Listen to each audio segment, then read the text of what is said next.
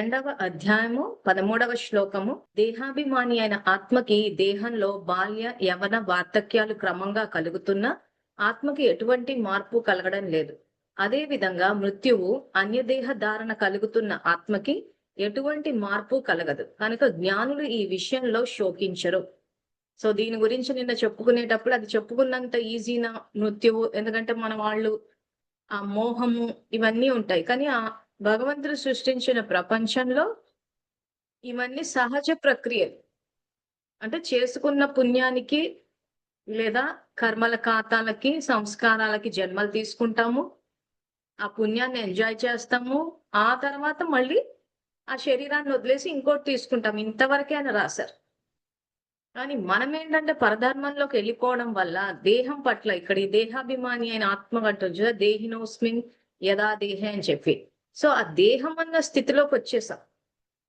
నేను దేహాన్ని అని అనుకున్నందుకు భయం వేస్తోంది. దేహానికి ఏమవుతుందా అని చెప్పి. నేను ఆత్మని అని గనక ఈ విషయాన్ని తెలుసుకుంటే దానికి మృత్యువు లేదు అంటున్నాడు. అదే విధంగా మృత్యువు అన్యదేహ ధారణ కలుగుతున్న ఆత్మకి ఎటువంటి మార్పు కలగదు. సో నేనెవరిని అన్న ప్రశ్నకి ఏంటి సమాధానం అంటే ఆత్మని తెలుసుకుని ఏం చేయాలంటే ఇక్కడ మనకి మృత్యువు లేదు అని చెప్తున్నాడు. శరీరాన్ని వదులుతున్నాం అంటే డెత్ డస్ నాట్ ఎగ్జిస్ట్, అంటే మృత్యు అన్నదే లేదు. కనుక జ్ఞానులు ఈ విషయంలో శోకించరు. సో మరి ఎవరు శోకిస్తారంటే అజ్ఞానులు శోకిస్తారు.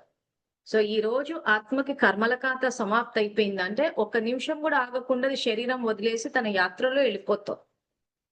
సో మళ్ళీ వాళ్ళు చేసుకున్న పుణ్యానికి తగ్గట్టు వాళ్ళ ఖాతా ఎవరితోటి ఉంటే వాళ్ళతో ఆ కుటుంబంలో జన్మ తీసుకుని అక్కడి నుంచి అది జీవన యాత్ర సాగిస్తూ.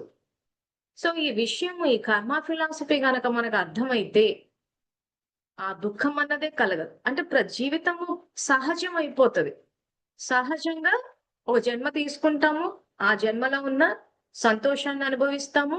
ఆ తర్వాత ఖాతా సమాప్తి అయ్యాక మళ్ళీ కొత్త జన్మకి వెళ్ళిపోతాం. సో ఈ జన్మలో ఏం చేస్తాము?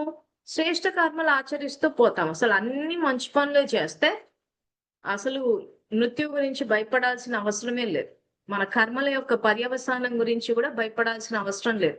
కానీ ఏమంటే చేసేవన్నీ తమో ప్రధాన కర్మలు అయిపోవడం వల్ల ఆ పర్యవసానానికి భయపడుతున్నాము. సో ఆ పరిష్కారం ఏదైతే ఉందో ఈ ఆత్మజ్ఞానం 2వ అధ్యాయంలోనే ఉంది సాంఖ్యయోగలో. అది తెలుసుకోకపోవడం వల్ల కూడా సమస్య.